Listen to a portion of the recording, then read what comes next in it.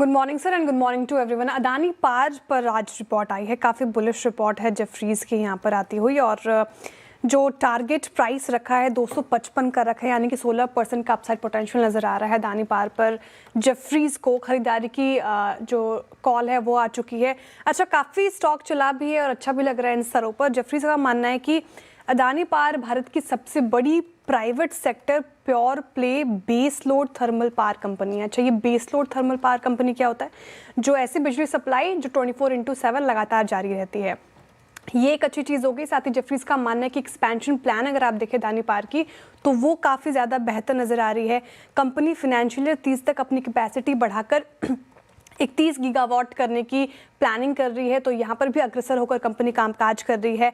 Balance sheet अगर आप देखें तो एक्सपेंशन के बावजूद जेफरीज का मानना है ऐसा कि बैलेंस शीट कंफर्टेबल है और इनफैक्ट और यहाँ से हेल्दी होता हुआ नजर आएगा।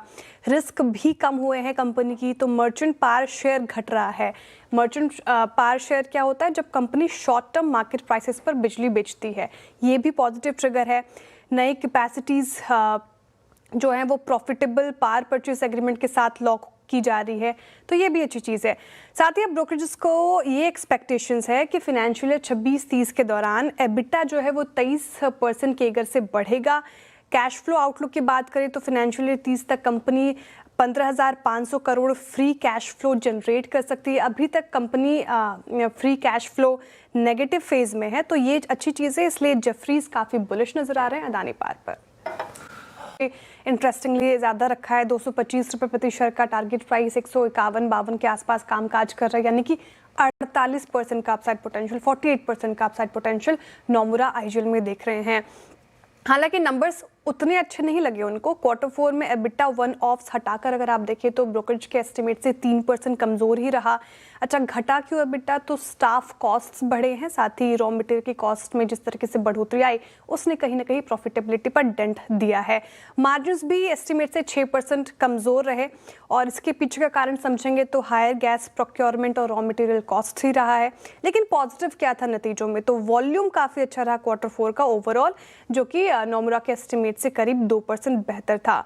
वॉल्यूम था 9.5 million metric standard cubic metres per day, estimate से ऊपर है, इसीलिए पॉजिटिव रिपोर्ट। आईजीएल का मैनेजर सीएलएसए की रिपोर्ट है और होल्ड ही है, यानी कि थोड़ा कॉशियस साउंड कर रहे हैं। टारगेट प्राइस पे अगर आप देखें तो 4-5% ऊपर ही दिए उन्होंने, 1475 के, इनफैक्ट थोड़ा नीचे ही है करंट मार्केट प्राइस से। अच्छा, एस्ट्रल Q4 नतीजे थोड़े अनुमान से खराब रहे हैं। एबिटा एस्टिमेट के मुताबिक रहे सीएलएसए के मुताबिक, लेकिन पैट जो है वो सीएलएसए के एक्सपेक्टेशन से काफ़ी नीचे रहे हैं। कारण समझेंगे तो फॉरेक्स फ्लक्चुएशन से नुकसान हुआ है, साथ ही हाई टैक्स रेट ने कहीं ना कहीं एस्ट्रल का खेल खराब किया है। लेकिन बड़ा पॉजिटिव क्या था नंबर्स में, इसलिए होल्ड की कॉल है इन लेवल्स पर भी, वो ये था कि पाइपिंग वॉल्यूम ग्रोथ जो है वो 24% साल दर साल रही है। इससे ये संकेत मिल रहा है कि मार्केट शेयर गेन कर रही है कंपनी। जब पाइपिंग बिजनेस मार्जिन मजबूत रहे हैं, लेकिन कंसोलिडेटेड मार्जिन पर प्रेशर आया है क्योंकि इनका जो एडेसिव बिजनेस है वो वीक रहा है। अच्छा, ब्रोकरेजेस ये मान के चल रहे कि एनालिस्ट मीट पर अब नजर रहेंगे, जो कि कल होगा।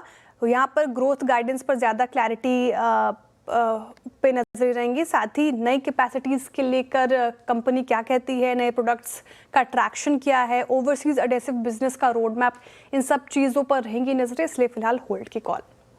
पॉजिटिव थी सर। इनफैक्ट जब भारतीय एयरटेल में हमें थोड़ा डेंट भी देखा था, तब भी ब्रोकरेजेस काफ़ी पॉजिटिव थे। तो अब जो कॉल आ गई है वो बाई की है इन सरों पर। 2400 का टारगेट प्राइस एचएसबीसी देख रहे हैं, यानी कि 23% का अपसाइड पोटेंशियल, 23% का अपसाइड पोटेंशियल नजर आ रहा है। कंपनी के ग्रोथ ड्राइवर्स अभी भी मजबूत नजर आ रहे हैं। मोबाइल आरपू लगातार बढ़ रहा है, होम ब्रॉडबैंड सब्सक्राइबर्स बढ़े हैं भारतीय एयरटेल के, फ्री कैश फ्लो इंप्रूव हो रहा है, डिविडेंड ग्रोथ भी काफ़ी मजबूत दिख रही है। इनका जो अफ्रीका डील है उससे और बेहतर चीज़ें सामने आई हैं। एयरटेल अफ्रीका में स्टेक बढ़ाने का प्लान है, जिससे फ्यूचर अर्निंग्स पर शेयर बढ़ सकती है, और ये और पॉजिटिव बनाता है भारतीय एयरटेल को, क्योंकि प्रमोटर स्टेक सेल ओवरहैंग जो है वो कम हुआ है। सेंटिमेंट ये था कि शायद भारतीय एयरटेल प्रमोटर्स यहाँ से निकले, तो वो अब जो डर था वो कहीं ना कहीं धूमिल होता हुआ नजर आ रहा है भारतीय एयरटेल पर। अभी काफ़ी पॉजिटिव रिपोर्ट। ओके, काफ़ी पॉजिटिव रिपोर्ट है, रिपोर्ट पॉजिटिव है सर। जेएसडब्ल्यू एनर्जी पर जेफरीज की रिपोर्ट है, इन स्तरों पर खरीदारी की राय रख रहे हैं वो। टारगेट प्राइस 675 का रखा है, यानी कि अच्छा खासा अपसाइड पोटेंशियल, लगभग 27% का नजर आ रहा है। खबर उनको पॉजिटिव लगी है। खबर क्या है? कंपनी ने जेएसडब्ल्यू स्टील में अपनी हिस्सेदारी बेची है कुछ और उससे लगभग 3200 करोड़ जुटाए हैं।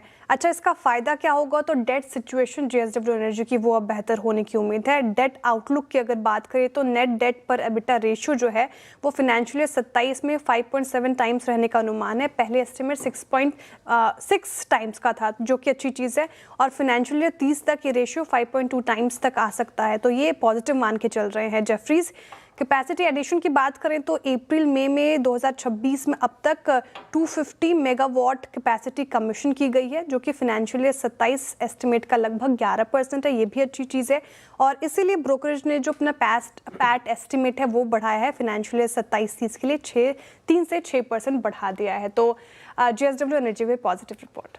Okay, JSW energy sir, amber enterprises पे लंबी अवधि के नजरिए से तो ब्रोकरेज पॉजिटिव है, आउट परफॉर्मर की कॉल आ गई है। हालांकि टारगेट प्राइस कट हुआ है, 8,100 रुपये प्रति शेयर का टारगेट प्राइस रख दिया है पहले के टारगेट प्राइस से कट करके, लेकिन अभी भी 12% का अपसाइड पोटेंशियल देख रहे हैं सीएलएसए। अच्छा, रिजल्ट के बाद बड़ी गिरावट देखने को मिली। सीएलएसए ने भी यही कहा। वजह है कि जो कंपनी का मार्जिन गाइडेंस आया था वो काफ़ी वीक था और इनपुट कॉस्ट्स में हमने अब बढ़ोतरी देखी, मतलब कंपनी को जो प्रोडक्ट बनाने में खर्च होता है वो बढ़ा है। अब पॉजिटिव क्या लगा, लेकिन Q4 में सीएलएसए का मानना है कि उनका जो एस्टिमेट था उससे बेहतर ही नतीजे आए हैं। बेटर ग्रोथ और प्रॉफिटेबिलिटी का सपोर्ट मिला है। मैनेजमेंट गाइडेंस भी ठीक नज़र आ रही है, क्योंकि कंज्यूमर ड्यूरेबल सेगमेंट में 13 से 14%, इलेक्ट्रॉनिक सेगमेंट में 40% और मोबिलिटी सेगमेंट में 35% की ग्रोथ देख रहे हैं मैनेजमेंट। और सीएलएसए का मानना है जो मार्जिन को लेकर कंसर्न है वो फाइनेंशियल ईयर 28 तक ठीक हो जाएंगे। वहाँ पर मार्जिन में रिकवरी आ सकती है, क्योंकि इनपुट कॉस्ट जो है वो नॉर्मल हो जाएगा और हायर कॉस्ट्स जो है वो कस्टमर तक पास हो जाएंगे। तो एम्बर लंबी अवधि की नजरिए से रख सकते हैं फोकस में। लंबी अवधि, कल अंबर धरती पे